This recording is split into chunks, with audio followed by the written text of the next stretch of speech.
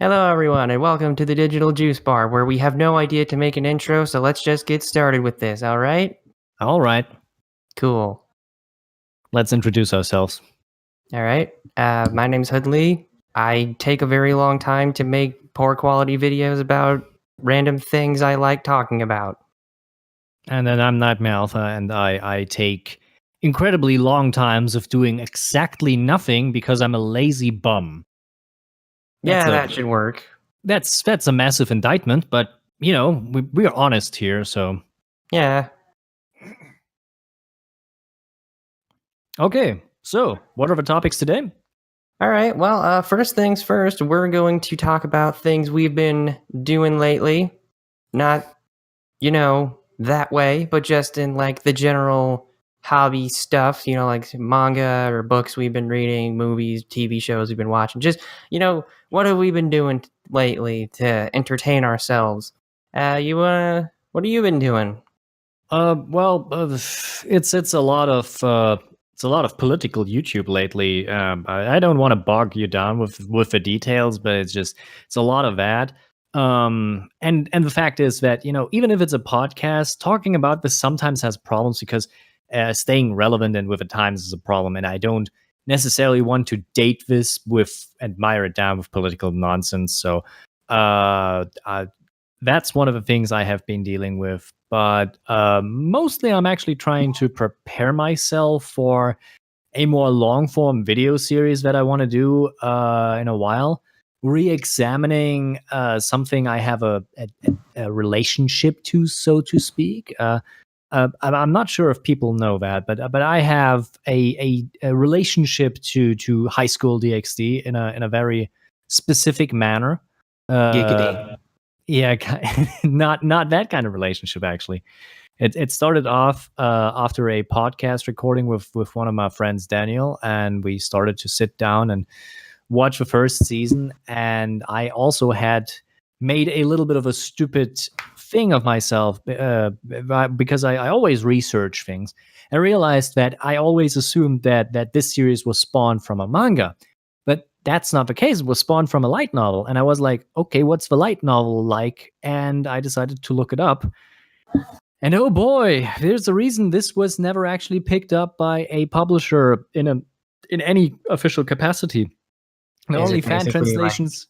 uh, There are only fan translations around, and they are not very good. But the material also isn't very good. The anime cuts out a lot of the superfluous nonsense that is actually going on there. Issei is actually a quite more pathetic character in the light novel than he is in the anime series. And for the first season, that says a lot.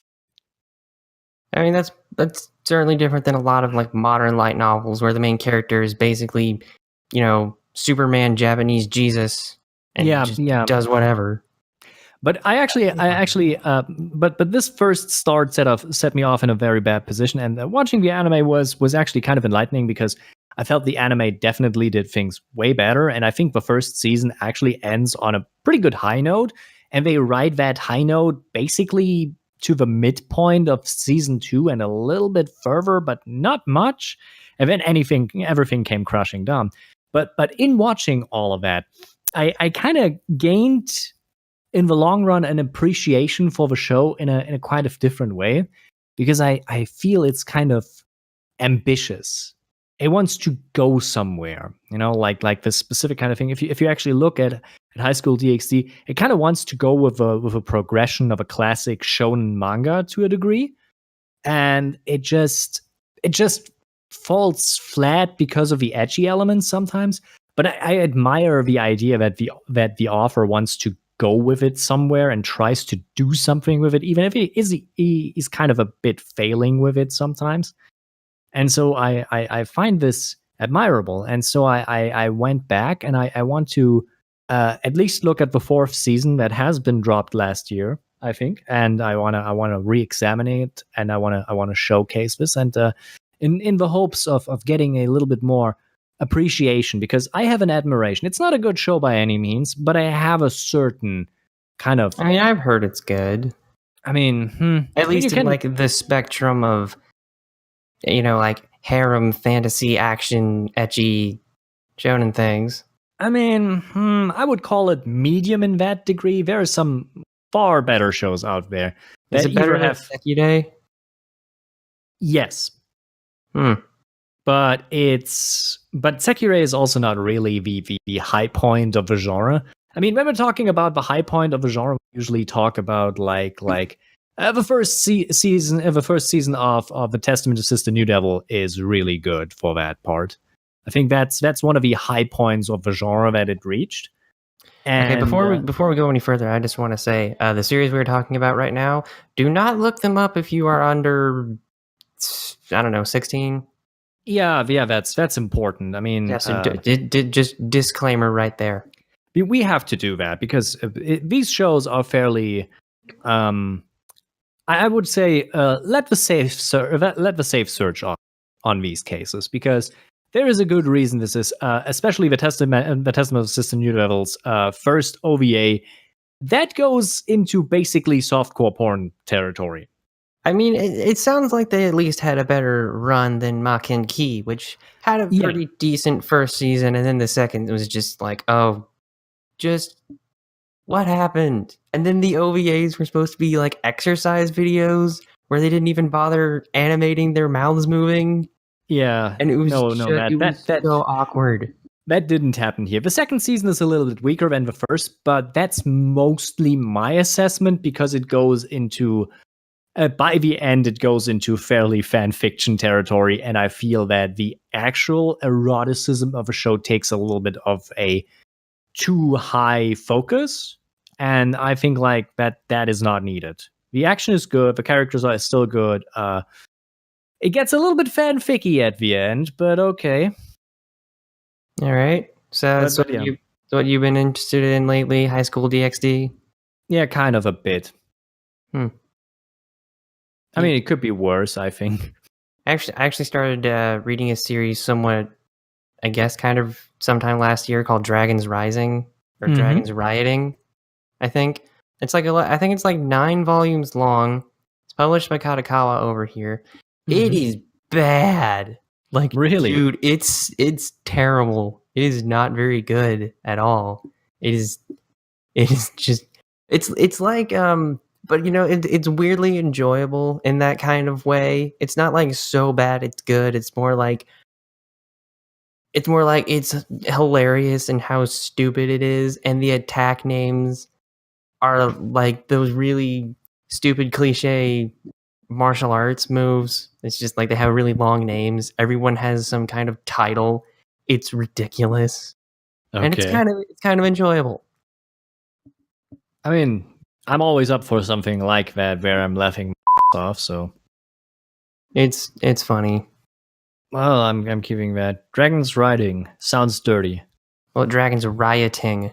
Rioting. Okay, that's also sounding pretty dirty. But I'd recommend looking that up if you don't have very high standards and you want to see something just fall so far below them that it's kind of hilarious. Like the manga can't even draw fights very well.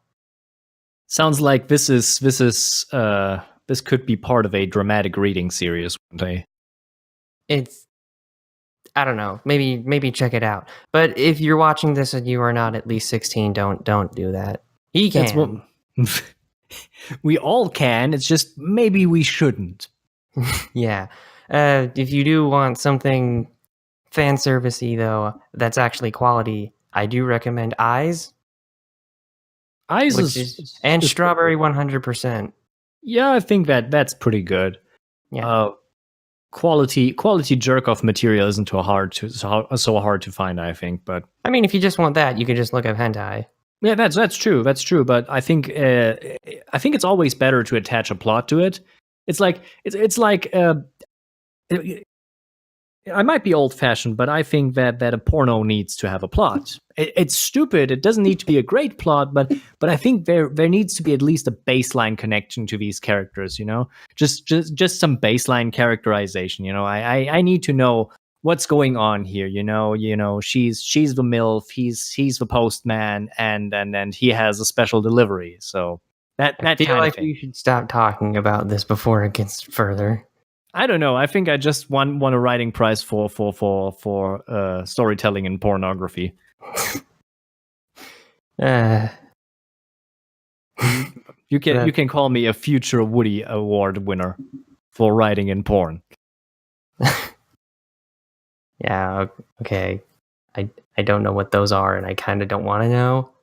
It's actually a joke. There is no such thing as a Woody. I mean, there is in Toy Story. Yeah, that's true. I mean, oh god, now I have to think of a gold-plated Woody getting at a porn convention. All right, Please don't. just no. Okay, I So think we should move that's on. what you've been doing. That's what you've been doing lately. It's Yeah, so I guess it's my turn now. I mean, you talked about that manga. Well, yeah, it was more like I was talking about something that I Oh, was, it was related to the thing you're yeah. doing. Okay, I okay. haven't really, it wasn't really like the thing I've been focusing on lately. It was just something related that I thought was Okay. neat to talk about. Well, But, go on. well, the actual thing I've been reading lately, I actually accomplished something that I've been wanting to do since I was a kid, and I finally finished reading the shoujo manga series, The Gentleman's Alliance Cross. Okay. It was not worth waiting 10 years to actually finish, but you know what? I still finished it. I mean, that's Okay, like so it actually does have a story behind it. Just like I kind of want to talk about it, just because I don't know. sure. Go on. I mean, When I was when I was in elementary school, we had scholastic book fairs. Those were always really fun. mm-hmm. And I want to say when I was in the 5th grade, because I remember I would take what I bought from like class to class, so it was in the 5th grade. And I found the September of 2009 issue of Monthly Shonen Jump when they actually used to print them physically over here. And close to the front of the magazine, there was a 2-page ad for 2 different manga series. One of them was Nora, not Nura, Rise of the Yokai Clan, but Nora, The Chronicle of Devildom. Okay. And on the other side, Nora was basically like, I actually did end up getting that. I don't remember exactly when, but I did read that and start collecting that. And that was actually the second manga series I ever actually finished collecting at 9 volumes. And it was also my first mature manga series. I think I got it when I was like 11 or 12 or something like that. But yeah, that was on one side. And it did need a sequel called Sherbrek, but I can't find it for the life of me. And on the other side was the Gentleman's Alliance Cross, which had the girliest freaking drawing I had ever seen. It was just 3 girls, well, technically 2 girls, and one guy that looked like a girl. And it was just like super glittery and pretty and detailed. And I still have the magazine, but it was basically the exact opposite of what was on the other side of the page. And I looked at it and I thought, that looks really interesting to read. I wonder what happens in it. And I didn't actually get it until last year when I got the first like 6 volumes. Because it's like I found them for sale at a bookstore, so I had to pick them up when I found them. They're in great condition. And then I picked up the last 5 volumes at a sale recently, and then I had to return volume 6 because I accidentally bought it again. I couldn't remember how many volumes I had, and I only just finished it recently. I collected all the volumes, and I finished all 11 volumes, and dude, it is freaking cheesy. I mean, that's what I expect from these kind of. I know, but these it's kind of like, manga. I mean, it's kind of what I expect from Arina Tanemura, who's actually one of my favorite shoujo mangaka. I really like her art style. I'm trying to kind of draw like she does, not exactly because it's a little too giant eyeball for my taste, but you know what? It still looks really pretty. It still looks really detailed. So I wanted to read it for the art style. And the weird thing is, between the time I saw that ad and the time I actually got the books, I actually got all 7 volumes of Full Moon wo Sagashite, which was the series she did right before that, and the first 2 volumes of Sakura Hime, The Legend of Princess Sakura, which was the series she did right after that. And then I got the Gentleman's Alliance Cross.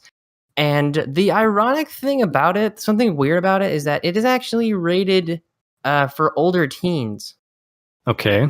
Which is weird because in Japan, it was originally serialized in the magazine Ribbon, Yeah. which was, I think it's Shueisha. I think Could it's be. probably Shueisha. It was one of their shoujo manga magazines that was aimed at like girls age, I want to say like 7 to 13 or something like that. So it was serialized in a manga magazine aimed at young girls. But for some reason, when it was brought over here, it was rated for older teen, which I'm assuming is like 17. Hmm. And I'm assuming that's because there's like a gay couple in it, but I'm just like that. If that's the main reason, I'm just like, what the heck? That's it. Like, it's just weird because that's actually the same rating as Nora, the Last Chronicle of Devildom. Hmm. But other than that, it's like there's nothing really about it that sets it apart from like other shoujo manga. It's really, again, it's like really cheesy and to the point where like in the latter half or something, it gets very soap opera. The main premise is that there's this girl named Haine. Haine. I think it's pronounced Haine, and she's just like she used to be a delinquent, but then she met this one guy who basically inspired her to, be a better person, and then she got accepted into a really prestigious high school because, of course, it has to do everything important in your life happens in high school in Japan, apparently. And it's basically just a romance series about really rich families and twins, and it's just Oh God. one of the gay guys is a crossdresser who looks like a girl, and everyone's just like that's like the only aspect of his personality. Like every time he's there, they have to bring up that he's either actually a guy or that he is gay, and it's just like, okay, I get it. That's his personality. You can stop now. Wow. That sounds really that sounds really unremarkable considering that the offer came from Full Moon that actually is kind of Yeah, Full Moon is actually pretty good. a bit infamous for its plot. I mean, you Yeah, don't get cancer children trying to be pop stars every day of a week. Oh, there is cancer. Like, I'm just gonna say this right now. And like volume 10, it's either volume 9 or 10. I'm thinking it's 10. It could be 9. There's I don't cancer. remember. Is this? But like, Does this offer a little bit of a focus problem? I don't know. I mean, because if they actually do have something to do with cancer in like Sakura Hime, I would be surprised because it takes place during the Heian period, and I'm just like, that would be weird. I don't think it'll happen, but I think it's just more of a coincidence. I don't know. Maybe at one point this sounds like a real soap opera thing. Like when in season 6 you suddenly have these super rich people where everything is right, and you're going to marry Armando, who is absolutely fabulous, and suddenly the doctor is like, I have to inform you, you have cancer. And you're pregnant with a child of your brother. Okay. Actually, they don't go that far. Actually, this would be too much. The audience would probably just be on the ground suffocating at that point. But it's like they're writing later on, like in the series. It gets to the point where they're trying to take things seriously, but it's things like that people make fun about soap operas for. Like the main character, one of the whole things is that the main love interest is actually the older twin brother of the guy who actually she met, and actually tried to inspire her to clean up her act and stuff like that. It's like 11 volumes, but it's like I'm not going to get into everything super detailed. The main point is that the main character's love interest twin brother has cancer. That sounds really soap opera. It is. And so it's just like that's like the main thing I just remember I take away from the end. The main love interest twin brother has cancer. But I love Pulver. That's that's the amazing part. That's the reason people actually like soap operas, because it gets so escalating into this insanity that we It's usually so would never cheesy. experience. I love that. It's so cheap. And you know what? I'm not sure if I would have liked it when I was little. I probably wouldn't have been able to get it because there's that pink Shoujo Beat logo. I should try and find some of the printed volumes of Shoujo Beat just to see what they were like. But I probably wouldn't have been able to get it anyway. I don't know, because I didn't have any money. But whatever. And I'm not sure if I would have liked it when I was little. But it's not bad. It's cheesy, and some of the characters just aren't very interesting at all. But after, and I'm just gonna say this right now. The main character's mom. They do actually pull off that whole thing where like you thought someone was your parent, but then like another person turned out to be your real parent. It's just they actually try and pull that. It's stupid. Is it just to evade incest, or is it just to imply incest? I mean, I'm not sure if this technically counts as that, but like, okay, it's a weird thing. But like, Heine was. I'm not going to explain everything. If you actually do want to read it, if you actually do want to read it, it's complicated, There actually is a couple, but like they aren't. Yeah. Okay, it's just like I'm trying to think of how it actually works in my head, but it's just like I don't know how it works. But technically speaking, that doesn't happen. Like that doesn't actually happen. I just thought like, wait, no, it's fine. But like, it's just like it's super cheesy, and I spent so many years just waiting to read it because it's just like I'm not gonna look it up online because scanlations tend to be pretty poor quality, and I just really want to admire that art. It's not bad. It's really corny. It is the kind of thing she is known for. And I mean that and large eyes, could read it. Yeah, they have massive eyes. It's like it's pretty, but it's just like, what is the shape of their skulls? I have to know. That's a very rare breed of humans. I'm not sure this is like and you ask yourself, is that result of consistent incest? When the family tree starts to wrap around itself, I mean, this isn't written by the same guy as Oremo, so probably not. Okay, yeah. I mean, I actually do like Tanimoto's art style. I really like her. I like her art, and I liked her stories, but it's just like, man, the writing is corny. I don't mind it so much. It's just something to note if you're going to go into her work. I mean, as long as we don't reach the levels of X, everything is fine. Of X? X, a series from the X manga. Yeah, that thing. Oh yeah, I haven't read that. It's not great. It's just concentrated teenage angst with pretty boys. I mean, I can take the pretty boys, but the consistent teenage angst is just. Well, yeah. Anyway, that's so that's the main thing that I wanted to talk about that I read recently. Other than that, I read the first volume of Ao Haru Ride, and it's actually pretty good. It's actually really, really good so far. It's just the first volume, but I want to go back and get like the second volume and maybe some of those chocolate rocks they had at the checkout.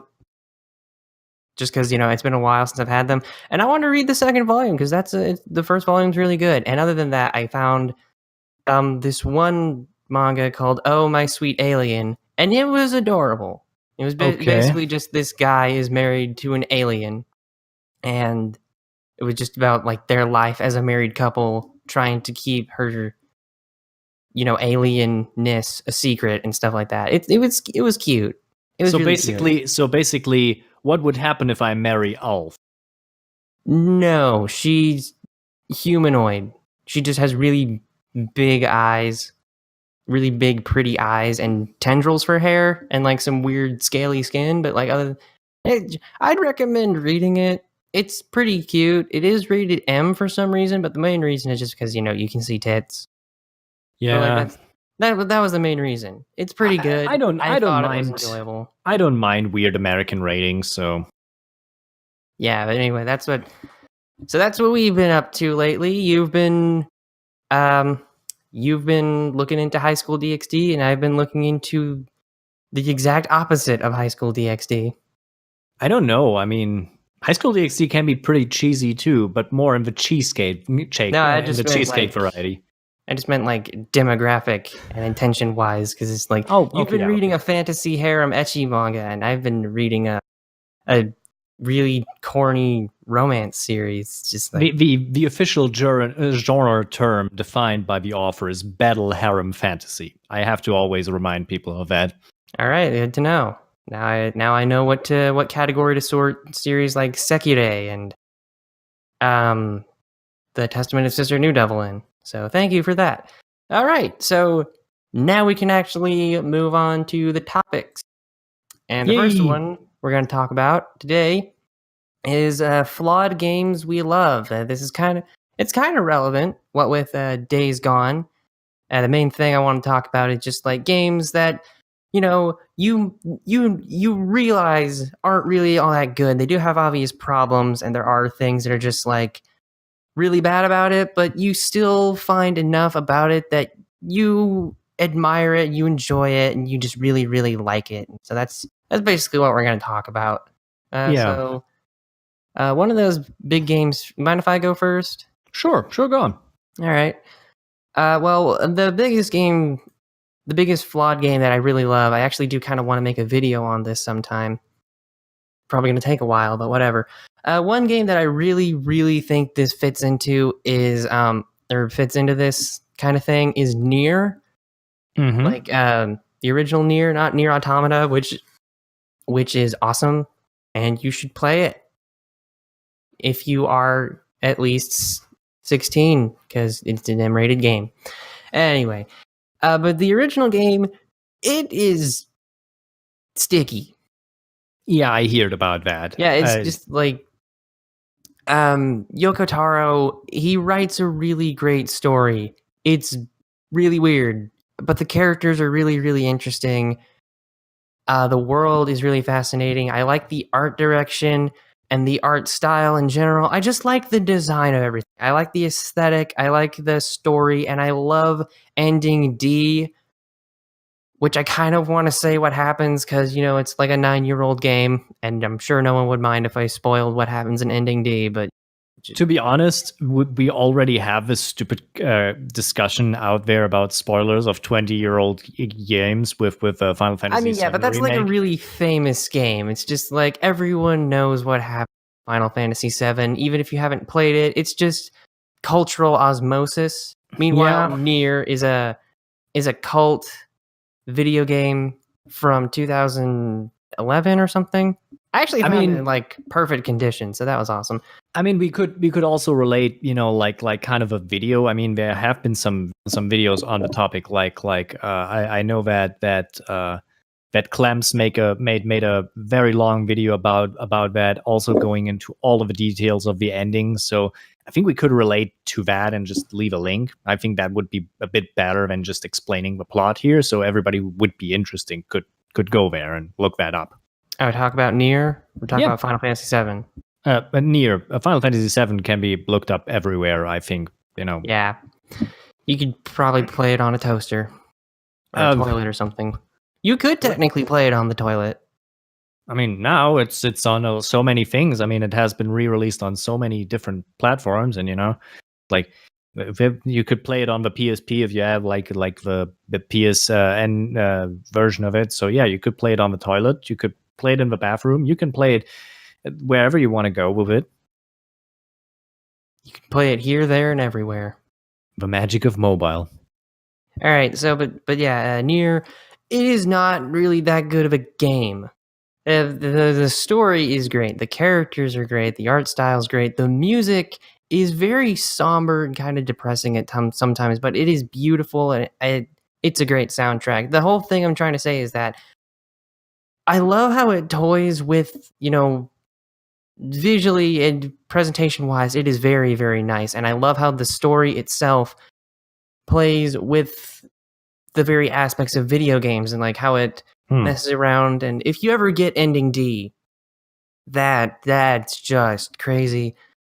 But if you do get that, you will see probably one of the best examples, at least in my mind, of ludonarrative synchronicity, which is where the thing that happens in the game and story just kind of intersect and like they work together perfectly well. And I really love it. But the thing is, as a game, it's sticky. It's basically like a sticky, watered down Legend of Zelda with, you know, an actual protagonist that has a personality.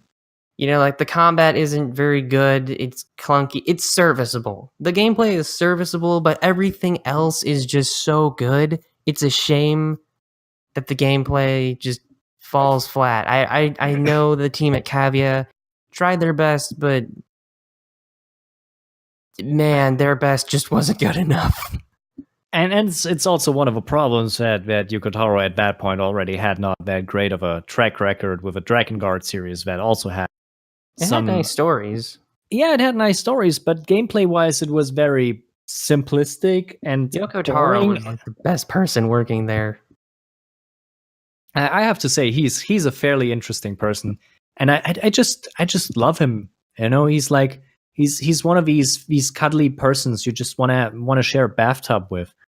And he admitted to just having the 3D modelers make 2B's butt perfect because he wanted it.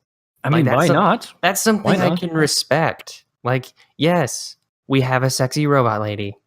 I mean, Michelangelo created the statue of David, and it's also perfectly sculpted and has an amazing butt. So there is a precedent for that this is considered to be art. So a perfectly shaped butt is art. I actually found a funny tweet that said something like 2B's butt has more polygons than any full body render of Mario to date. I mean, which I just love. They also said something similar about the butt of Alex from Half-Life 2. So that's definitely interesting. Yeah, that was just a joke. 2B's hotter. Yeah. Well, I'm not sure. And she actually had a conclusion. Yeah, that's true. But it's also a conclusion that is complicated, to say the least. I mean, Nier is pretty complicated in general. I know, the multi-layer storytelling makes it really hard to follow for the people who are not really interested in it. For those who just wanted to have a platinum action game, they probably didn't get what they wanted out of it. I mean, they probably did. It's just that the story was also there. There's just like it probably isn't Platinum's like top tier, absolutely perfect thing like Bayonetta or something. But you know, it's still really, really, really, really, really good. Again, so I don't have any kind of complaints about it. It's just that it needs a very high level of engagement to be fully enjoyed. Yeah, and that's kind of one of the things I love about Nier is because you kind of need to be engaged with the story to get enjoyment out of it, because otherwise it's just kind of, it's all right. It's not really great, but it's, you know, it's there, it's functional. Yeah. And the main thing that makes me love it is the story and the characters and all that stuff that I keep saying over and over again, like a parrot with short-term memory. So yeah, that's basically. So I've played it quite a bit. I played it quite a few times, and I love it. I keep going back to play it just because I really love it. And yeah, it does have problems. And if someone said that they didn't like it, I would totally understand why. But I can just I kind of like it more because it isn't very amazing. I don't know. It's something interesting. I think that okay games or games that have, you know, both good and bad mixed together can be enjoyable in their own way and have their own little place in someone's collection. Yeah, I think that's good. I mean, my example is a bit more, how shall I say, shoddy, so to speak. It's a bit weird to explain. I mean, go ahead. I'm pretty much done with mine, so you can go ahead. Okay, when I talk about games, of flawed games, I love it's more a love hate relationship at this point with what I'm talking about. See, I'm into grand strategy games, mostly these of Paradox Entertainment. They produce this. They have a set of games that are based on one specific engine, the Clausewitz engine that contains. Let me think. Contains Hearts of Iron 4, Victoria 2, Europa Universalis 4, Crusader Kings 2, and I think I'm forgetting something. Yeah, Stellaris.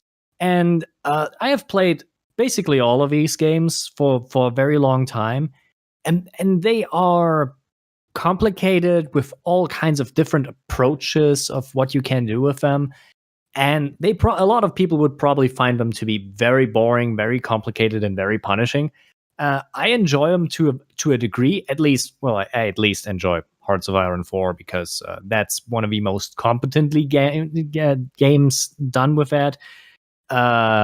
With the others, I have lesser experience, so it's a bit of a complicated issue. But my biggest issue is really the engine it's running on, and what kind of a monstrosity it is. It's weird because if you look it up, it says it has relatively low requirements. Don't ever let you fool by this. I have run this on multiple PCs, and let me tell you, it crashes. It crashes a lot. It corrupts save games. It does all kinds of crazy with you. It's harsh, and it takes hours, like real long hours to play this. And the worse your system is, the slower the game will run. And it's.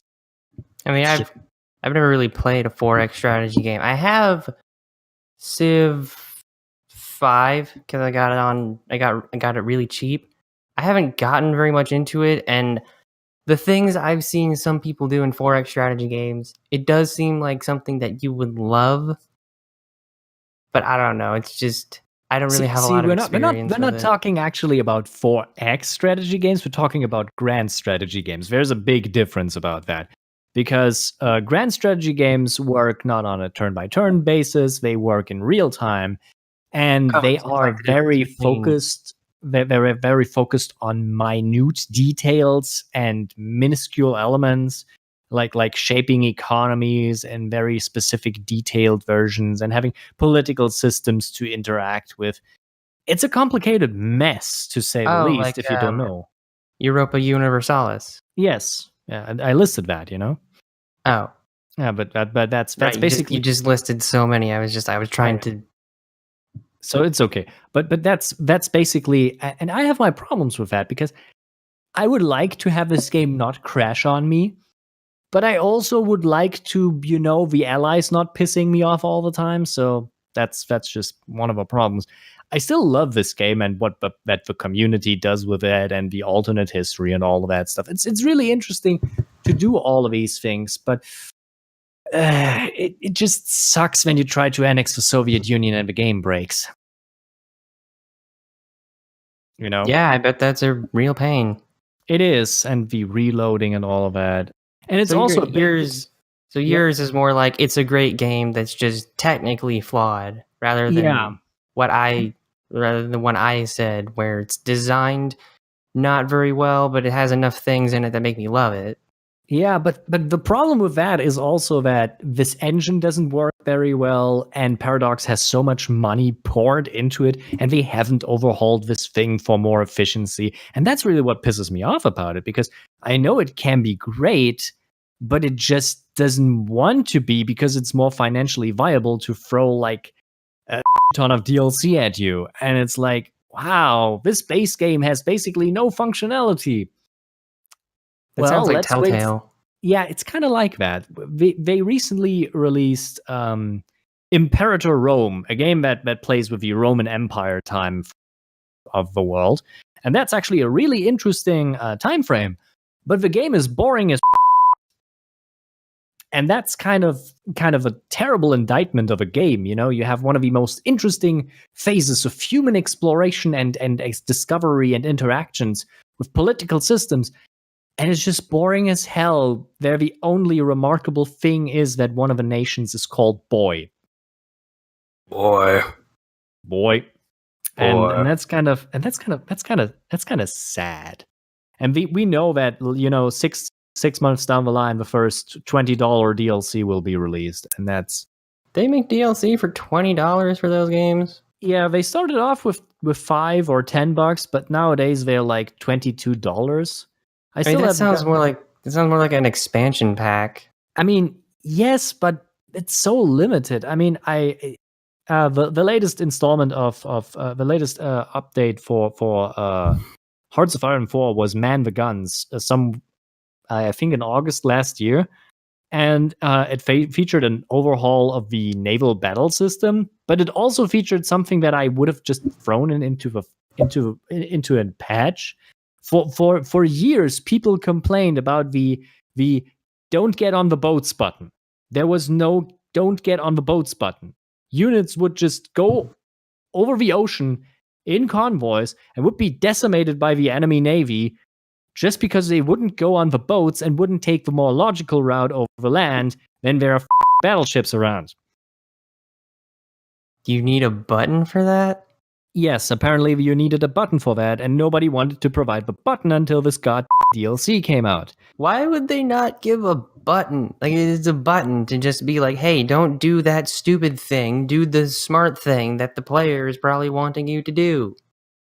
Yeah, welcome to Paradox Entertainment, That's where we are more weird. interested in minute details than actual functionality sometimes. Like Ubisoft and Assassin's Creed. Yeah, but Ubisoft at least has fixed their engine and doesn't present buggy messes anymore. I mean, I wouldn't know. I haven't played most of their games. I mean, the latest 2 Assassin's Creed games worked fine. There were no major bugs. Everything worked fine. You know, no Assassin's Creed Unity bull. Yeah, I remember seeing a clip in, I think, Origins, where it was just like a boat was glitching, and it was just, what was it? It was like, it was vertically glitching up through the air, and it was just slowing everything down to a crawl, and then it just flew up into the sky, like, woo! I mean, that seems like a fairly rare thing. I mean, most people I've seen. I mean, I think it would have. make the game more entertaining if stuff like that happened. I mean, yeah, in some cases it is, but there's a hard limit on how much you can take it and how long you can take it. I mean, we don't want to reach like Bethesda levels of bugs. Yeah, that's not. Still, I wonder how long it would actually take them to just make a button to like designate certain. Is it just like a button that designates certain units to not go in the water?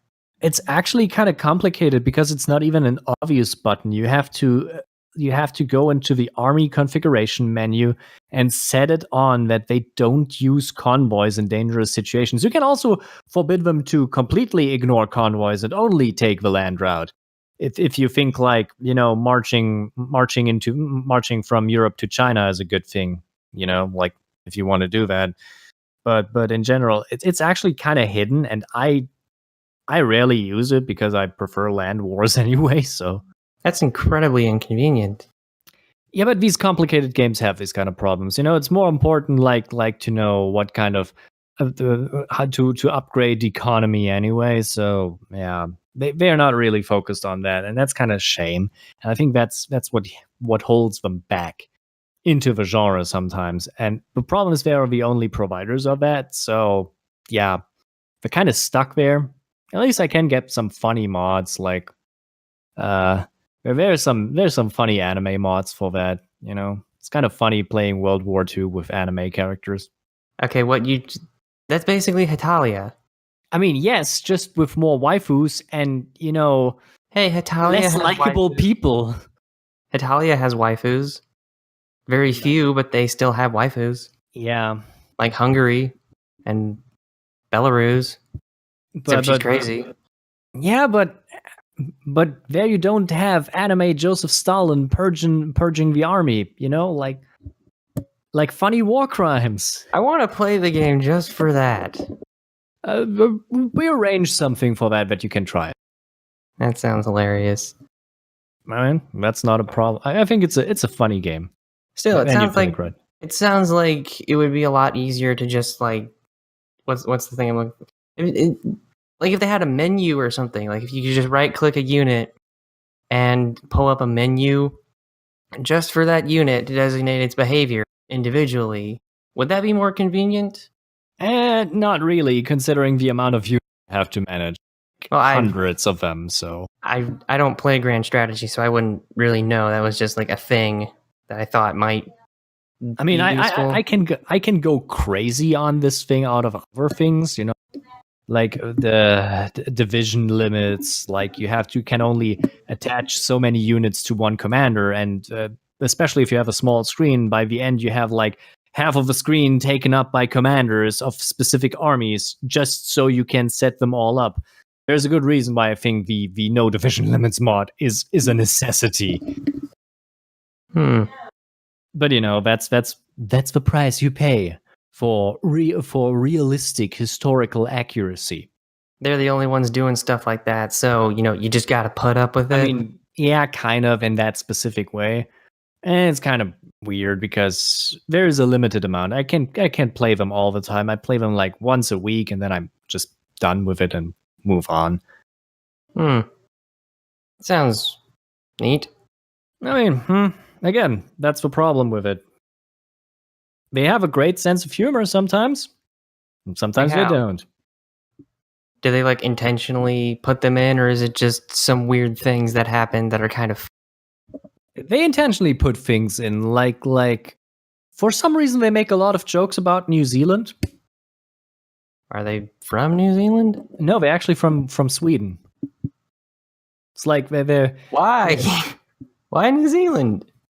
I mean, partially because it's historically accurate. I mean, New Zealand produced one of the most terrible tanks in world history, the Bob Sample tank. And apparently this was so hilarious to them that they thought, like, we make New Zealand the butt of a joke. Well, I mean, that does sound like it's funny for history nuts. I mean, it is. They also created their own version of a heavy tank variant from that, called the Big Bob. It's like, But yeah. Also, the German versions of these games are always different because, we can't show some personalities from World War II in a specific detailed manner. Yeah, I can imagine. I guess it's kind of a weird thing when you're making historically focused games and then release them to other parts of the world. And sometimes it's a problem. I mean, I can live with the fact that, some portraits are just blanked out. That's weird censorship. Hey, was Persona 2 Eternal Punishment ever released over there? Yeah. That's weird. But it was released only in the PvP version that they had shady Hitler with the shades. Yeah, they had Führer. Yeah. I mean, we all know what they meant with it. He looks very clear, but I don't know. For some reason, he looks better with the shades. Yeah, I could just imagine him putting them on, like, deal with it. Yes. Like, I don't want to deal with it, but, All right. Okay. So that's what flawed games we like. I think that covers it effectively. I mean, if we find a new one, we can talk. Actually, I do. One. I do have another one. Yeah, I do. Wet. You remember Wet? Oh yeah, I remember. It was that stylized third-person shooter by Artificial Minded Movement, now known as Behavior Interactive. That's a weird name, by the way. Yeah, they changed it because obvious reasons that I can't say if we put this video on my channel. So Wet, I remember it. I actually haven't played it, so I know that it is kind of this grindhouse style kind of game. It is. And so I think that from a visual style element, that sounds pretty appealing. But I hear it's kind of repetitive. It's not good. It is not good at all. Okay. The graphics, I like the film grain, and I kind of like when it goes all like red and black and cel shaded. I think that looks kind of neat. They play with the aesthetics a little bit, and I think it looks cool. It has a really good licensed soundtrack. The gunplay is fun in that kind of like discount Max Payne kind of way, and she has a sword, which is cool.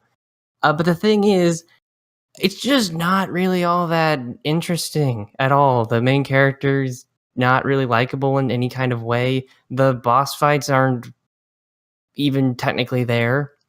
Like, the final boss fight you have is just a series of quick time events. Like, it becomes a freaking David Cage production at the end just because they couldn't program a boss fight.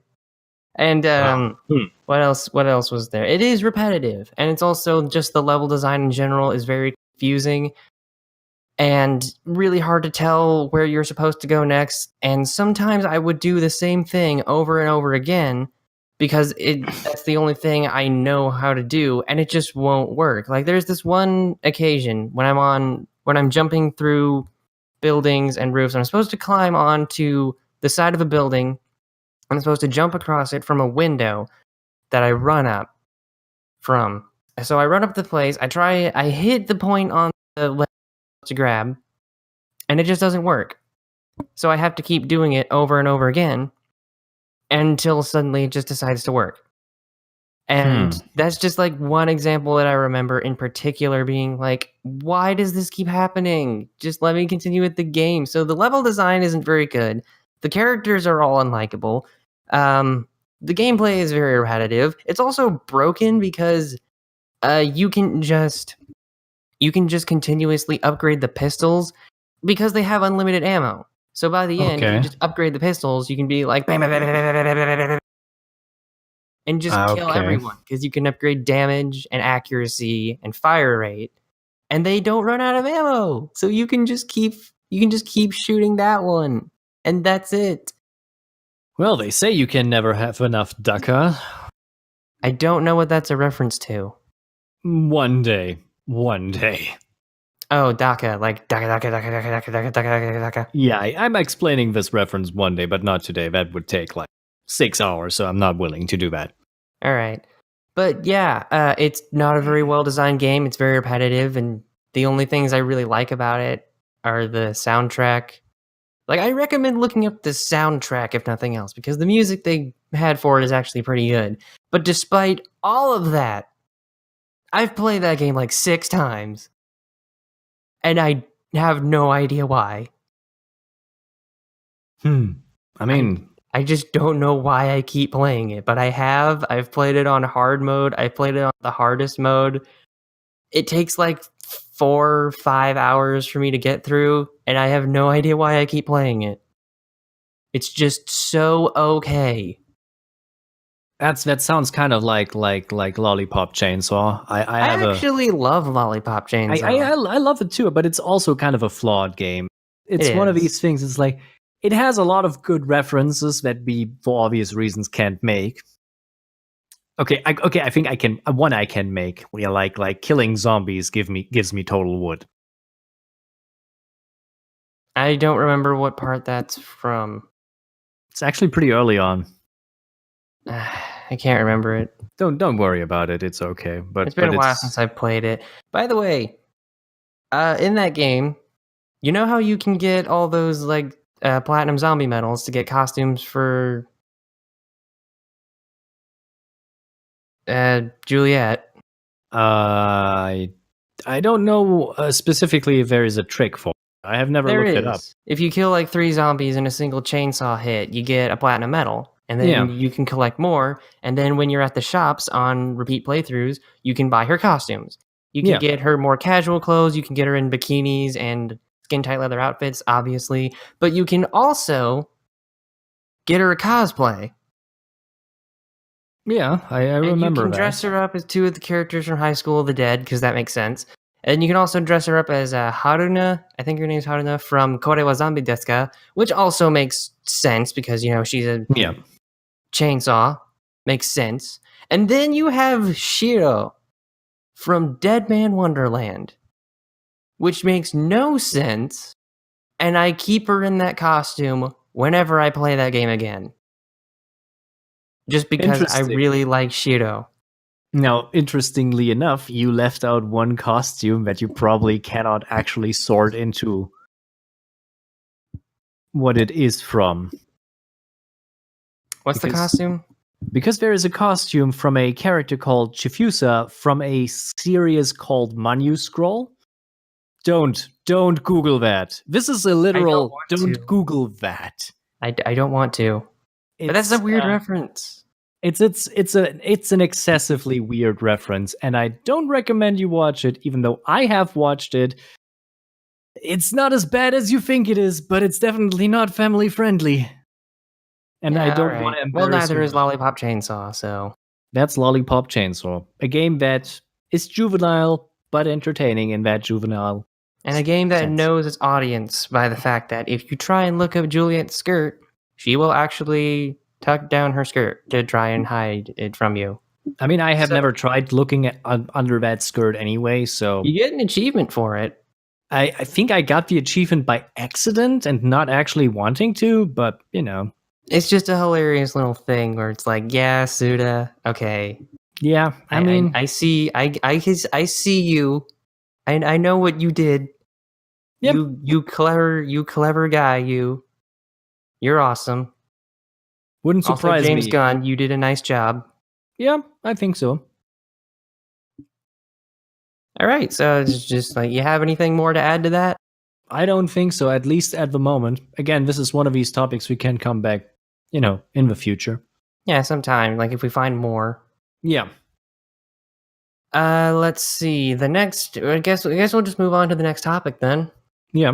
Mangaka's living conditions. This is actually something that you brought to my attention on Twitter, and something that you wanted to talk about. Yeah, kind of.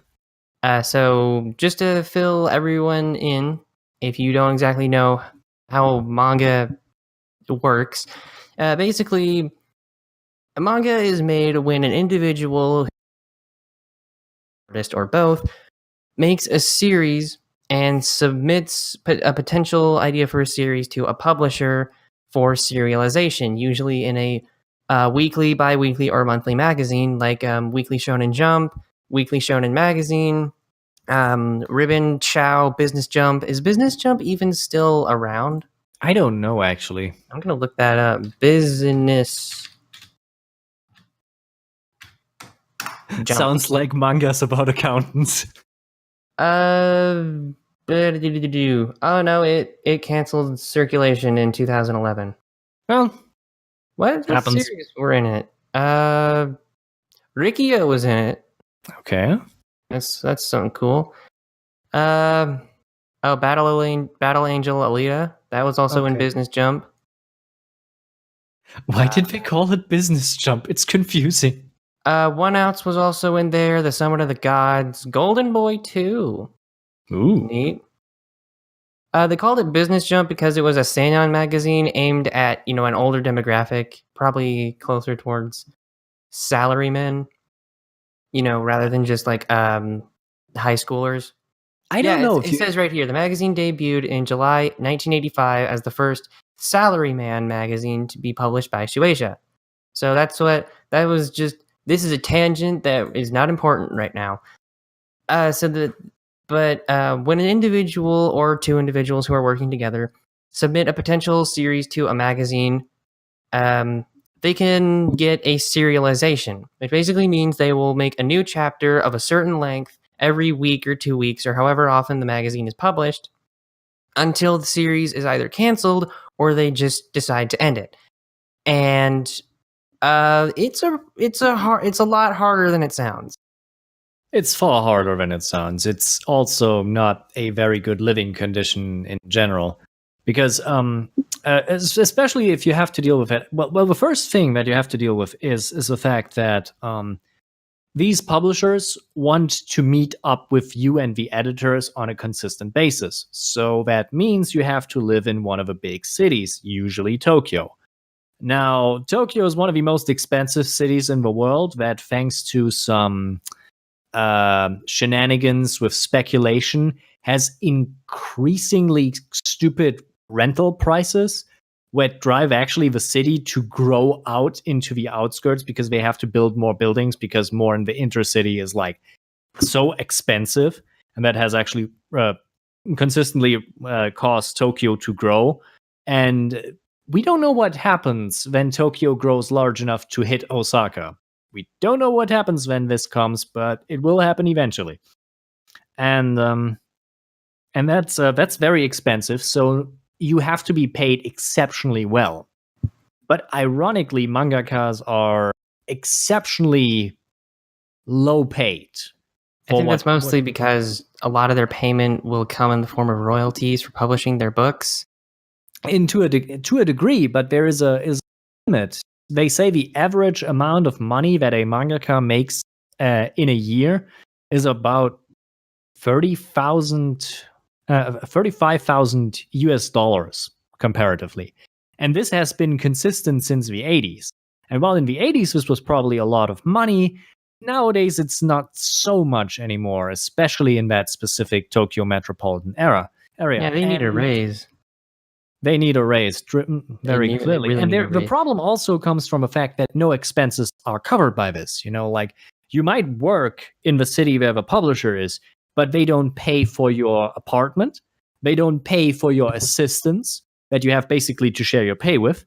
And you have to deal with the exceedingly detrimental living conditions, depending on what you're working on. Like a monthly series might actually be halfway decent working conditions for you.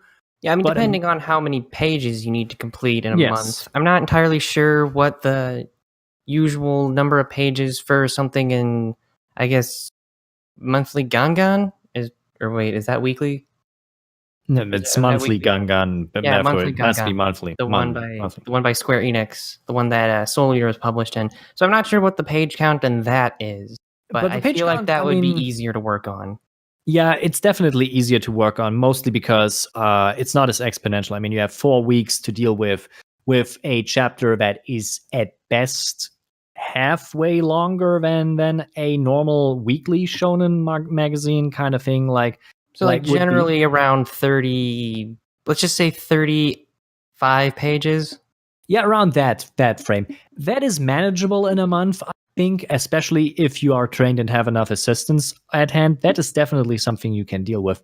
But the increasingly incredible working conditions that you have to deal with for weekly publication, that's just prolonged suicide, actually, because it's just you can't make this. This needs a very exceptional kind of creator that needs basically either to have a incredibly successful series that makes so much money that they can live from the royalties that is far more than a regular manga series would be, i.e. a hit artist. Yeah, a hit artist like in the sense of Eiichiro Oda sensei or yeah Kishimoto Masashi sensei, the creator of Naruto. they made Kubotai a lot of sensei. they made a lot of money, mostly because they sold merchandise rights very effectively and made a lot of royalties from that. They can have a very decent living, but most mangaka will not have this. And working for a weekly magazine in that case is usually very sure that you're only working for the craft at that point. And the question is, how long can you live with that conditions and until it drains you, until the demands of a publisher and the editors become too much? Because that's actually a problem. The editors have incredible amount of control over what you're doing. So if they say, like, we have seen this with Dragon Ball over the years, very specifically, where the editors actually kept interfering with the storylines and the actions, famously with the Cell Saga, where they basically complained about the villain every 5 minutes. And so Toriyama had to consistently change that. That's the reason why they migrate from one villain to another in a very short amount of time in the Cell Saga. And that's demanding, like to deal with that. And that was a monthly series. Now think how this is in a weekly series where you don't have that much time to react to these kind of changes. For context, a weekly series tends to go for around 19 pages a week, give or take. It's usually around that level. Yeah, but that's still impressive. I mean, 19 to 20 pages a week is it's more very impressive than like American comics in my mind, which are in full color and tend to have more detailed drawings. But but they are very also, few pages. Not only by that, multiple people. Yeah, that's the biggest part. The writer and the artist are separate from each other, meaning that the writer can focus on, drafting out the story, and the artist can concentrate on that. The colorist is there, and you have the inkers. Meanwhile, with manga, you usually have one person who does all the character art and maybe some like most of the artwork, like the main thing people tend to focus on. And then you have assistants who do stuff like effects and sound effects and backgrounds and shading and all that. So they do help a lot, but again, they are still paid by the mangaka's salary. So it's generally all work done by the same person, but for the most part, the artist is the one who does like the majority of the work, and the assistants just generally, they help out to finalize and fill in backgrounds and stuff like that. And sometimes, there are occasions where really successful, I guess, teams work out, like Obata Takashi and Oba Tsugumi, the creators of Death Note. All You Need Is Mhm. Kill. No wait, they didn't make All You Need Is Kill. Wait, No, no. All they you didn't need make is All You Need Is no, Kill. no, no. That That's was something else. That's that also a was something novel. else. That's also a light novel, by the way, not a manga. And also, yeah, I know. I got mixed Yeah. up there. But they also made Bakuman, which is one Yeah. of my personal favorite series of all time. And the current one they're working on is Platinum End. I don't think that's weekly. I think that's a monthly series. It might be an Ultra Jump. Is Ultra Jump a thing? I don't remember. know. But they're working on that. They're working Yeah. on that right now, and they're a successful team. But I feel like that might be easier to do because Oba just, he writes the stories, and Obata has a very detailed art style, but he's had many years to basically perfect it, and But he's they still also improving. have to deal with the fact that their salary is also singular. They still treat it like a one artist. They don't Yeah, get like more pay they're half, out of it. But just luckily like in they Bakuman. yeah, and that's kind of a problem with that because yes, it gives you more opportunities for creative freedom and a little bit more stamina to hold through that. But eventually, there will be some economic problems with that come up. You have to pay for your life. And if your life gets more expensive and they don't actually raise your money and you don't actually have to deal with it in some ways to deal with that, you will have massive problems with that There's very actually quickly. this in Bakuman. There's this one character called Hiramaru Kazuya. He's a fairly popular mangaka in the series because like they have the series within the series because Yeah. just like it's a manga about making manga for Weekly Shonen Jump. And his whole thing is that he doesn't actually want to work on manga. He just did it because he thought it would be a good idea, and now he hates it because he has Yeah. a weekly series. So his editor Yoshida keeps tricking him into buying expensive things so that he would have to work harder and sell more copies in order to make up and actually pay for the stuff he keeps tricking him into buying. That's amazingly cruel. It's also hilarious. Yes, but it's also there was one cruel. volume where he drives up in a sports car to like the main trio. Oh god. And he explains that like Yoshida said that since my volumes are selling so well, I should treat myself, so I got this sports car. And the guys are just like, dude, that's such an old trick. Now you're going to have to work even harder to pay more money. Oh my god, it's like, oh, you just bought a car that is at least twice your yearly salary. Oh no. It's so hilarious though. And that's like he's just the punchline. Cuz like he's successful. In this series, he made a series about a person with the head of an otter who can turn his fists into rocks and beats the crap out of villains. I mean, And that sounds it Otter amazing. number 11. He called it Otter number 11. And eventually that ended because it was successful. It was actually a pretty successful series that continued for several, actual volumes of the series until one day it's just like the popularity started waning and he just had to end it. And that's another thing we're going to get to as soon as I'm done talking about this because I just think it's funny. So the series he made after that was supposed to be like a romantic comedy, and it's just that went over fine. I'm not gonna get into that, but that was like the main thing he was known for. That was his joke. Like his editor kept tricking him into doing things that he wanted to do, but it was just like a roundabout way to get him to draw because he kept wanting to take breaks. It's hilarious. If you haven't read Bakuman, Go read Bakuman. And there's actually a character in the series who's basically like the embodiment of the kind of mentality that you kind of need in order to be a mangaka. And his name is Nizuma Eiji, and he's basically like the rival to the main characters. Yeah, the main characters, the main guys are two people. Yeah. One's a writer, one's an artist, and they're called Psycho and Shujin. And Nizuma is basically like a complete freak. Like he always wears sweatpants. He just always wears a sweatsuit, and he's just like super energetic, and he makes sound effects while drawing. And he is so fast. He actually had 2 series running at one point Oh, in a weekly magazine. He had to draw 19 pages a week for 2 series. It's 38 pages, and he still had free time to draw more. Like in one thing, he actually just took out a whole bunch of stacks of paper, just like a massive amount that basically just filled out a rug of just like piles and piles of manga that he drew in his free time.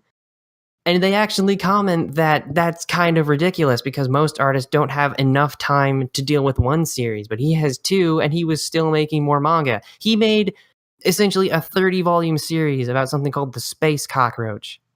I don't even know what that is, but he did it. And I know he's fictional, but that's basically like, that's the kind of person you kind of have to be when you draw manga, at least when it comes to a weekly series. and that's basically Enshiro Oda. That's basically Enshiro Oda. He's the only one who can, as of now, kind of work with this whole system. He's the only one that we know who's capable of doing that. And I'm not sure how he does it. I'm not Because he's sure. awesome. Either he is awesome or he is very odd. That's the only explanation. I mean, like, Nizuma's odd, and he's pretty awesome. Seriously, go read Bakuman. It's great. The problem is that normal people or even decent artists aren't actually made for this job, and we see this especially with a mangaka who worked for Shonen Jump, who have massive problems in the long run. I mean, there's a reason Masaki Kishimoto has only made 1 series for Jump in the long run and is now basically retired at this point. Actually, he started a new one. Really? Yeah, well, I mean, he's the writer. So I'm not sure if that counts entirely, but he is the writer. It's called Samurai 8. I haven't read it. I kind of don't want to because I don't like Naruto, but like, yeah. I feel like the only reason he's able to do that is because Naruto is freaking Naruto, and he can just, it's Naruto. He's going to make money off of it anyway. That's true, but the problem with Naruto was also that he consistently, I read Naruto for a very long time, and in the Omex he often complained about the workload and how he had to basically design shortcuts on many occasions. And he always said that he's not really a very good artist, especially female character. He had massive problems with drawing. His art style was kind of simplistic. Yeah, he at the start of a manga, Naruto has this goggles he has, and in the Omake, Kishimoto explains that he had to get rid of the goggles because he had made them too complicated to draw, and he only realized this later. So he invented the ninja headband just for that. Now, the good part about this is that I think he made a very good decision, actually, because with the more simplistic style came also a more symbolic use of it, and he built that relatively good into the series, I think. It's a thing you kind of have to work with, and it's kind of ironic how things originally made to save time have become so iconic. You know, the ninja headband, Super Saiyan. It's just interesting how that works sometimes. I mean, sometimes this is a really good thing, but it also comes sometimes at a cost, you know, like then you have to sacrifice your artistic vision just because you know you can't make it. And that always kind of bugs me sometimes. That really bugs me, especially since I personally really want to be a manga artist, because I'd have to learn Japanese first and actually learn how to draw. I'm working on that. I really need to work on that more often. But the thing is, I want to do that because I know why people become mangaka, even if they probably know what what kind of life that entails. Like they even explain it in Bakuman. Like you're gonna have to work a lot. You're gonna have to you're gonna have to do so much stuff in a singular week. You're probably not gonna be able to do it. And then there's stuff like color pages, and you're gonna have to design cover art for the volumes, and you're gonna have to calculate so much stuff and figure out how to do so many things in a single week. And you're going to have to do that week on week on week on week over and over and over and over and over again, trying to make sure that you remain popular enough in reader polls that you don't get canceled and lose the series, which means you won't get paid and you lose your job. So you don't even, it's not just that you have to do it all in a single week and do it consistently. You have to do it well and do it consistently, and it's really hard to do that. I mean, we see the results of that when we look at that Hunter x Hunter and Togashi, because that poor guy only can make this series so great because he takes consistent breaks. That's the only reason why his work he just did it because he was sick. Yeah, and he does do it because he's sick. That's the importance. This is the only way how he can get away from it. This is, and it made him sick. He's not the only one who had to work through massive sickness over the years to just get the series done. We saw this with Tide Kubo, who basically also had to deal with massive health issues for a lot of the time of his Bleach run. And he had a complete mental breakdown, which was one of the main reasons why Zombie Powder was canceled at 4 volumes. And that's basically the problem. This is a model that is very bad for health, physical and mentally. It erodes you, it erodes your work, and I'm not sure if I want that people do that. There's a reason I actually like Doshins more than other things, because the artist has far more control. And it's probably because they can literally show tits. That's also a good part, but that's not really the important. I have seen also some non-erotic ones. And I think, and I want to say this to you, Hoodlie. Please don't become a manga artist for one of the bigger publishers. Just do Doshins. Just do Doshins, please. Then that would kind of be a problem for me, because I would want more people to. I don't know. It's just like I want to, because I understand. Like I said, I understand why people want to do it. But the thing is, the reason people want to become mangaka is because they want to tell stories and they want to draw pictures, because that's what they enjoy doing. And even if they have to do that week after week after week on a really tight schedule that they're not sure they can keep up with, they do it because, they are artists. They are people who do this for the love of the craft, even when it's really hard and they don't think that it could possibly get any worse in their position, but they keep doing it because they're artists and that's what they love to do. I remember seeing a video about a French animator who worked at a Japanese anime studio, and he basically said it was exhausting work and he was paid very little, but the reason he kept doing it is because he got to draw so much and he loved doing that so much that it was all worth it in the end. So I can kind of understand why. I remember reading there was this library that I used to go to when I was little, and I found a book. I found my first how to draw manga book. It was actually by actual mangaka, not some stupid Americanized faker like Mark Crilly or someone like that.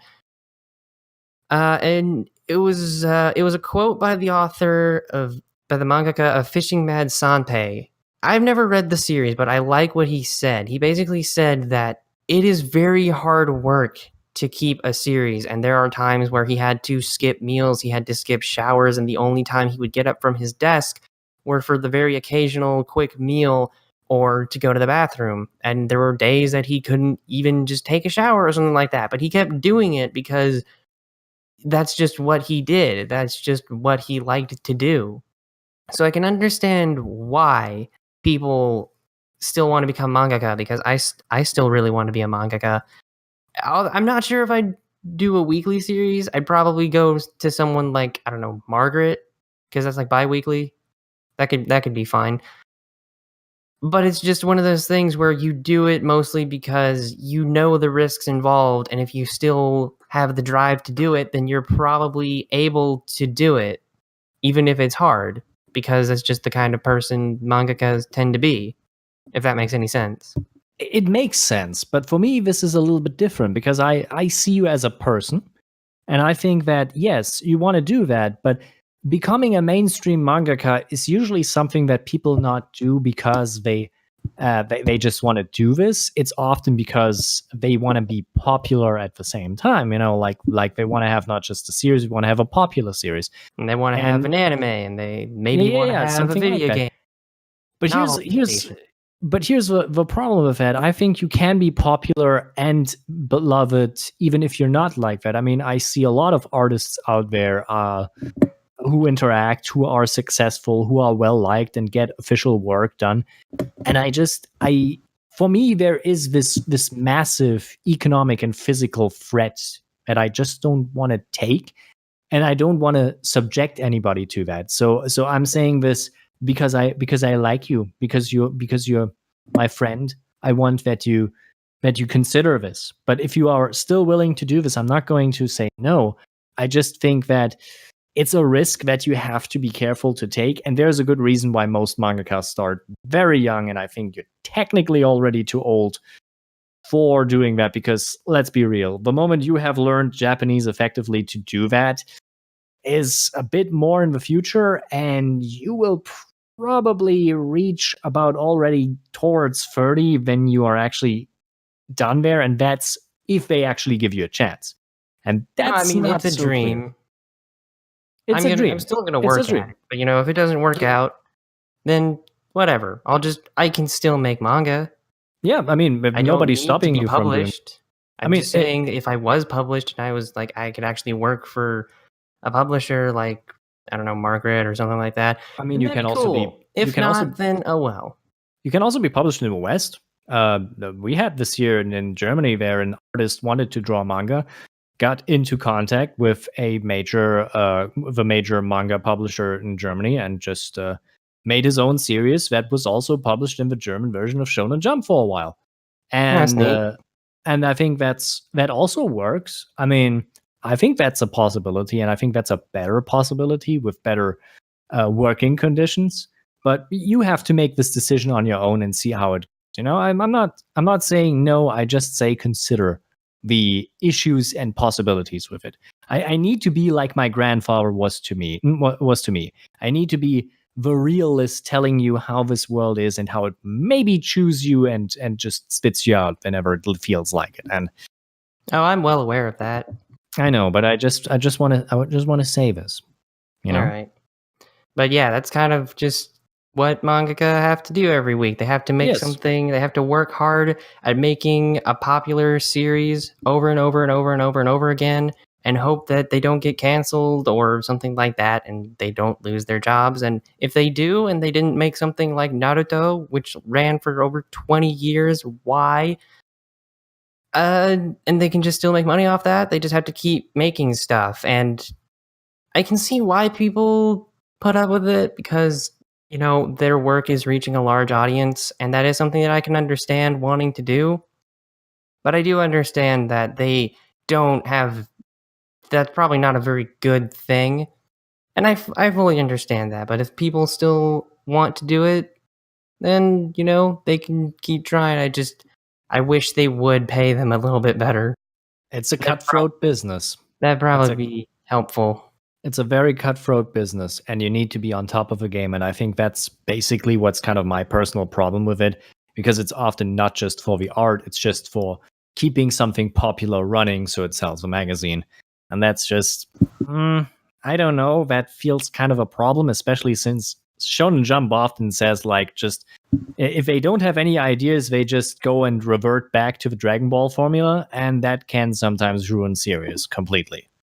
Yeah, I can see why, because it's basically just, oh no, the superpowered villain, we have to beat them, they killed our friends. It's just like, oh, we train montage, we win, big battle, then an even stronger guy shows up. And it's just like, can a weaker guy show up?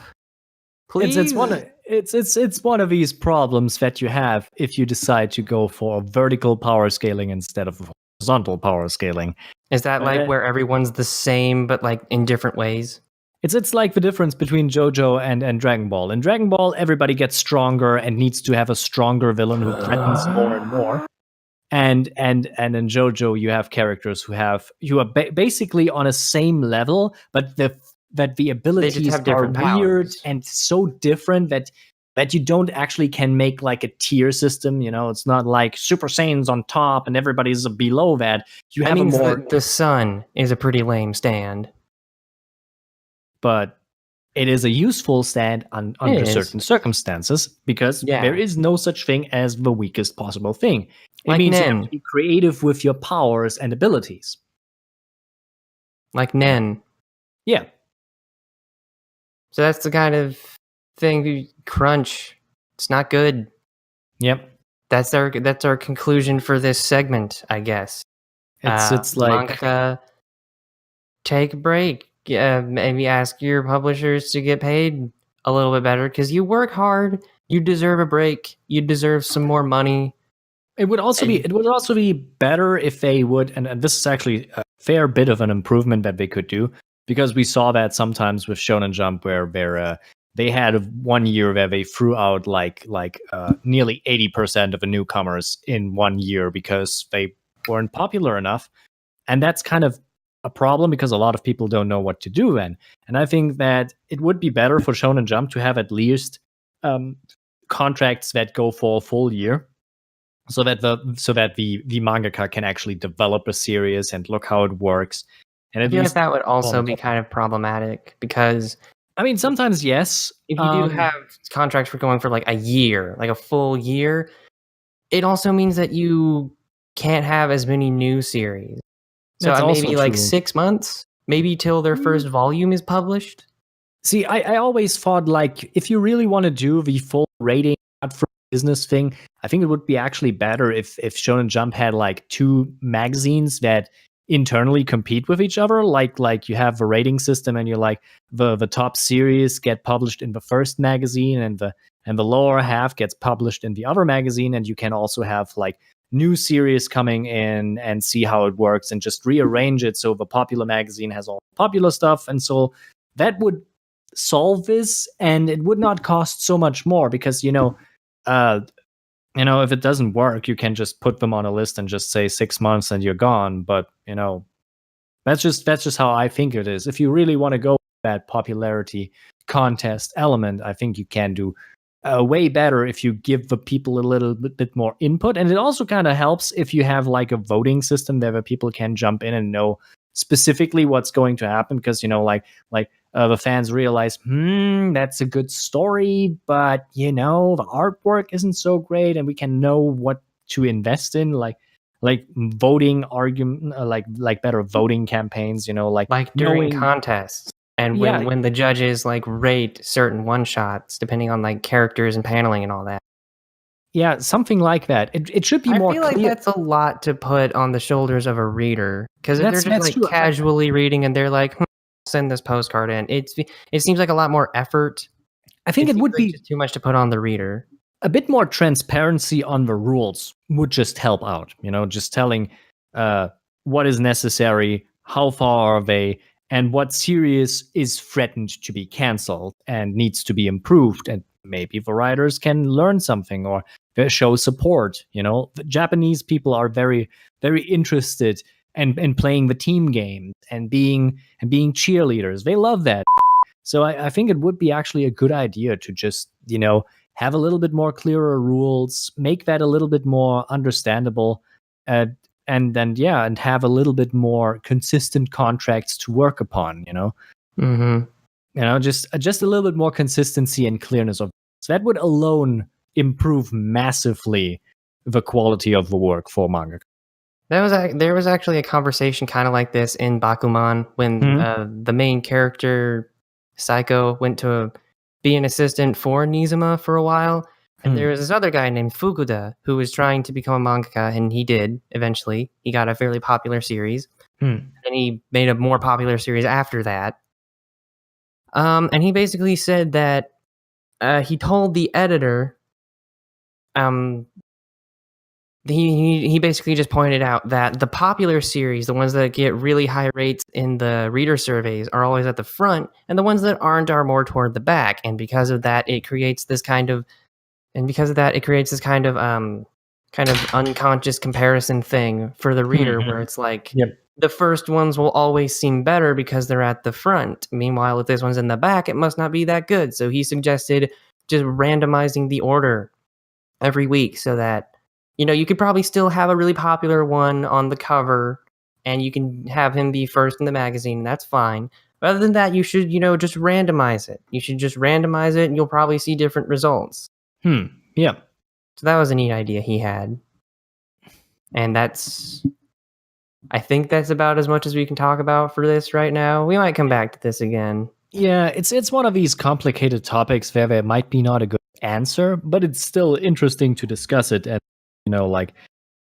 give a little bit of education on the topic, because I think a lot of people don't actually know this. You need to be involved with that specific process.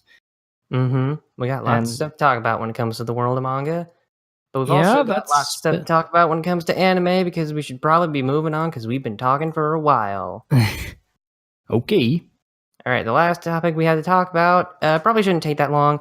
Anime we like about things we normally don't like, as in stuff that cover stuff about certain things where the things they focus on aren't really something we generally are interested in. But you watch it anyway because it's actually pretty good. You want to go first? If you want, okay. The best example that I have me back into anime, kind of, I was fairly disillusioned for a while with it after some. I think your microphone's kind of blinking in and out. Really? Can you hear me? I think it's just like at certain parts, it's just like boop, and it's just stopping for a couple seconds. Okay, I don't know. Tell me if it happens again. All right, I'll just go closer. Yeah. So the best example that I had was this anime that kind of got me back a while ago, because I was kind of disillusioned. It just didn't seem to work out for me with anime for a while, and I was just laying in my bed and just said like, yeah, let's look this app up, and I found out, hey, there's Crunchyroll on my PS Vita, and I'm like, why not? Picked out a series and randomly got something really interesting. It was a show called Orano Twin Tail Des. Oh, I know that. And this was an interesting series because it's basically a love letter to the things we love. It's kind of odd. It's more comedic in style, and it tries to do some crazy gender bender stuff. But in general, it's basically about the focus elements on specific little sub things. Some people would call it the fetishization, but I think it's more focusing on weird little personal preferences. And the series is full about that. And that's just wonderful because it's like, it makes clear that there is something that you can make a story about basically everything if you want to, if you have a passion, if you know how to discuss it. I think you should probably give the basic premise for those listening who don't know what it is. Okay. So the show is basically it's a bit complicated. So it basically works like this. So you have this dude who goes to high school for the first time, and he has a fixation with a twin tail hairstyle, like pigtails. Pigtails, basically. He loves that. That's his thing. And suddenly, one day, a woman approaches him and says, like, we need to harness your love for the twin tails because the world is in danger. Because suddenly an interdimensional alien species, the ultimate goal, come into the world and try to steal love aspect energy, mostly from that specific twin tail aspect. They think it's the most powerful aspect in the universe, and absorbing the energy makes them more powerful. And so they come to harness the energy of this planet, because that's what they did with other places. And now our hero is tasked to defeat them by using a device that harnesses the power of a twin tail aspect and turns him into a redhead girl with a sword in a magical girl fashion. It is amazing. I mean, I was just kind of thinking you'd say like the main guy has to turn into a girl with twin tails and fight off aliens with a powerful magic sword. I mean, yes, that's too, but I think you could have just said that. I didn't think you'd go. I just wanted to go a little bit more into details, Yeah, that's fair. Because most of the characters in the show, especially the enemies, ultimate goal are actually very, very, I would say, sympathetic to a degree from the perspective of otaku culture, because they're just specialized. They have preferences, and they are lovable. They're not actually threatening villains who want to destroy the world. They're just here because they have a specific kind of Thing. yeah, they have a thing for some specific kind of things, and some of these things might be a little bit more odd, but it's also kind of lovable. It's like It is a very funny show. I recommend it it. is. So wait, And what's the thing about it that you wouldn't normally be interested in? Like, see, what's the subject matter? Is it like just like magical girls? No, it's basically I had seen the synopsis of the series, and I was like, that's nothing. How could you make a show about that? But it's not the case. It had something special in it, something what you would normally not actually expect in a show like this. You know, usually you expect, yeah, some titties, nudity, and people talking about weird fetishes. But it has something more deeper to say, something more interesting. And I felt like there was something special about this that The you don't love get. to make fun of itself. Yes, it's something that I think a lot of other shows don't want to do. They don't want to take themselves like they want to take themselves too seriously. We saw this with shows like Sword Art Online. Actually, that's a good example. They took themselves way too serious, so serious in fact they needed an Omake series on the DVDs to make fun of a show, just to balance this out. That So show is terrible. I'm not even yeah, sorry. no, it's It is a okay. bad show. Actually, the Omake series is actually kind of funny. I think that's funny. I mean, I would expect so because there's a lot to make fun of in the series. But it's just like this guy is really good at playing video games, so he's gonna save the world. Hey, that's the plot of Ready Player One. And also Dot Hack. Yeah, but to a lesser degree, I think Dot Hack builds a better world. Yeah. Yeah. So, but yeah. And Log Horizon was just bad. Watch Log Horizon. It's a long show. It's a long show. I'm going to take the concept, to people watching this, if you like the concept of Sword Art Online but realized it was completely terrible, go watch Log Horizon. And if you actually enjoyed Sword Art Online, go watch Log Horizon and realize how wrong you are. It's a therapeutic experience. It's a very good show. But yeah, Not Sword Art Online. Log Horizon. Log Horizon is a good show.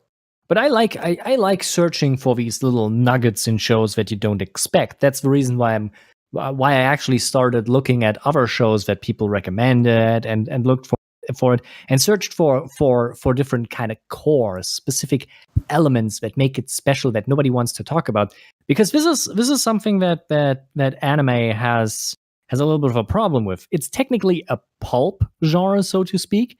It's often very low cost, very low on standards. You can basically do anything. There are no limits, and that allows you basically to talk about everything. And like you can in do Trigun.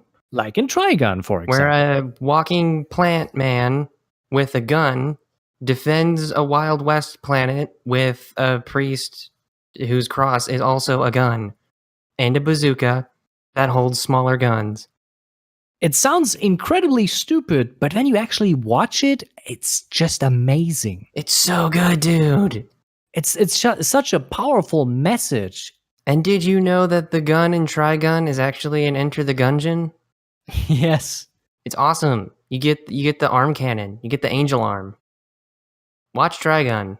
Yeah, that's great. And this is what I'm searching for. So whenever people say to me, thing I wouldn't necessarily be into, maybe just give it a chance. I think there are a lot of shows like that you just have to just go in and watch, you know, like I did watch the first episode of Danmachi just because somebody said, yeah, just get it for the server. And I'm like, okay.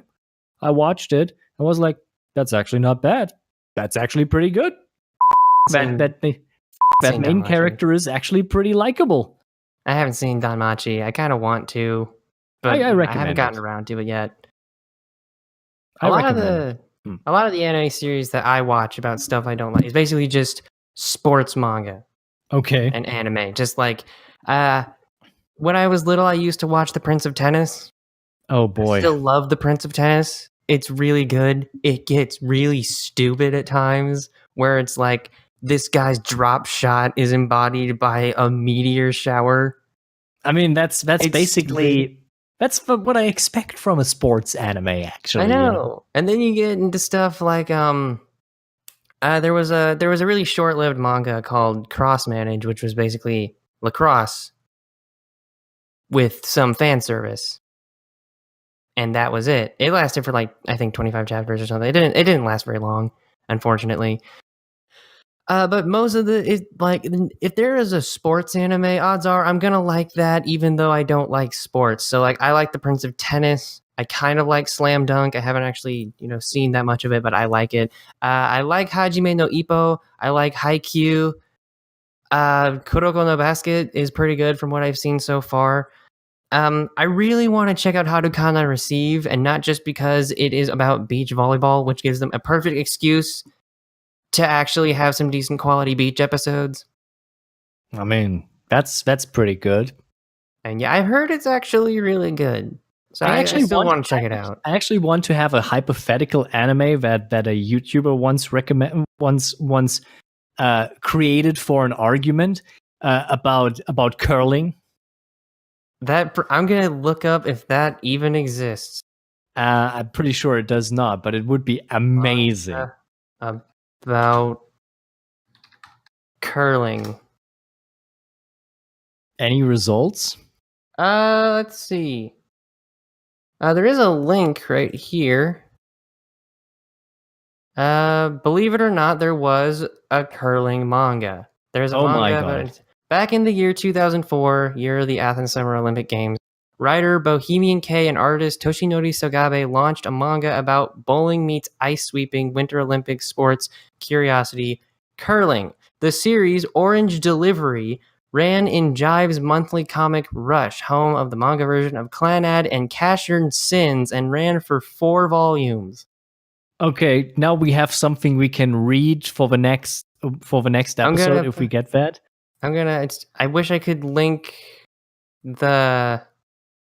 Oh, apparently it probably involves fan service in some way. The second volume has the girl in very small shorts, and I'm assuming either a bra or a bikini top.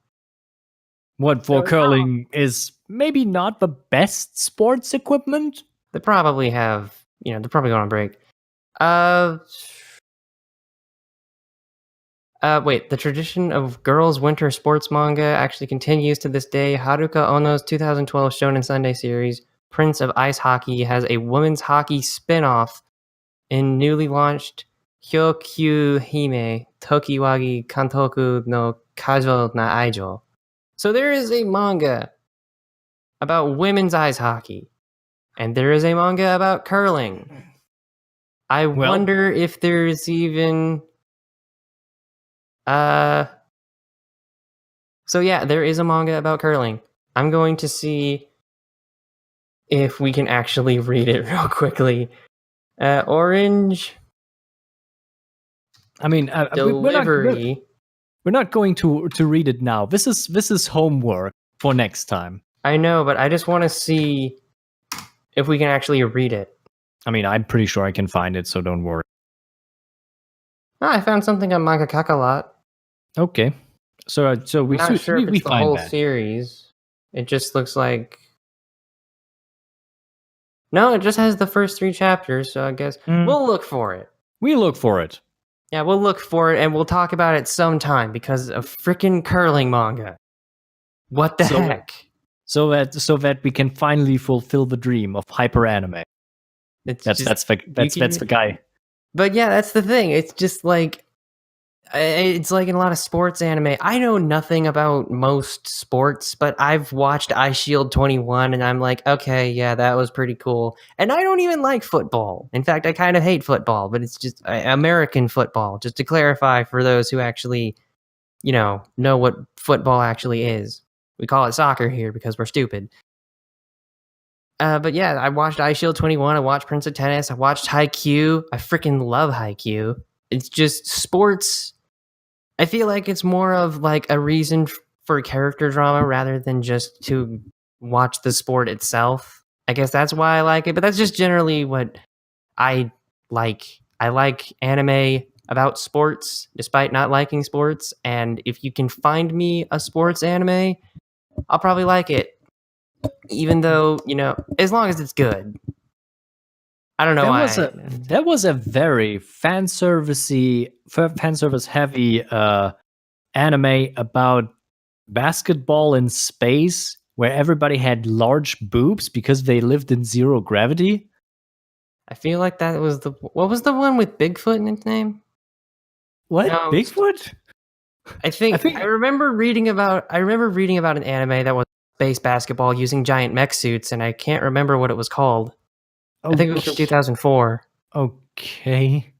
I think we're entering a weird space right now. I mean, I seriously just nonchalantly said space basketball using giant mechs, and anime is weird. That's the takeaway here. Yeah, but that's the magic of anime. I need to look that up. Aquash. Oh, okay. That's what it was called. I don't know why I thought. Okay. I don't know why. Basquash. That's what it's called. Exclamation point. Actually, of course. I can't remember why I thought it was called Bigfoot. Oh, here's why. The giant mechs playing basketball is called Bigfoot basketball, where players ride mecha called Bigfoot and play basketball in a giant arena. That's where I got that. Okay. So that's the explanation.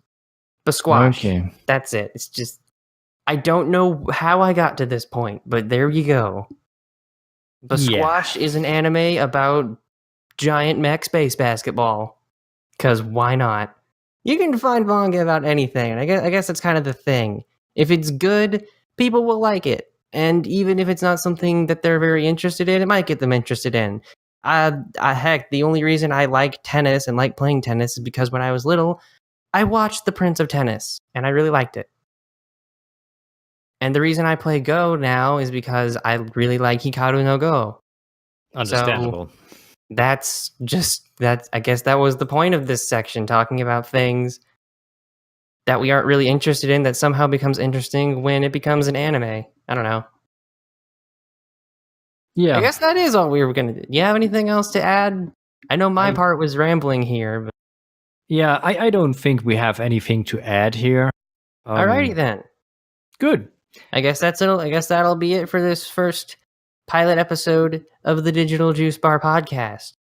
Right. So if anyone is still listening or just skip to the end, if you have any questions for us or just comments or just whatever, you can tweet at us. I'll leave the links in the description below, or you can leave the comments down, or you can leave it in the comments down below, and we'll probably read them next time. In future, we probably will have an email address linking to that so that you can directly send messages so that we don't miss them, like a tweet or a comment can be missed. An email can't be. Yeah. We're setting something up for that next time with a cool name. Yeah. I think we're going for digitaljuicebar@gmail.com. So you can try if there is anything yet. If not, well, sucks to be the owner of that email address now.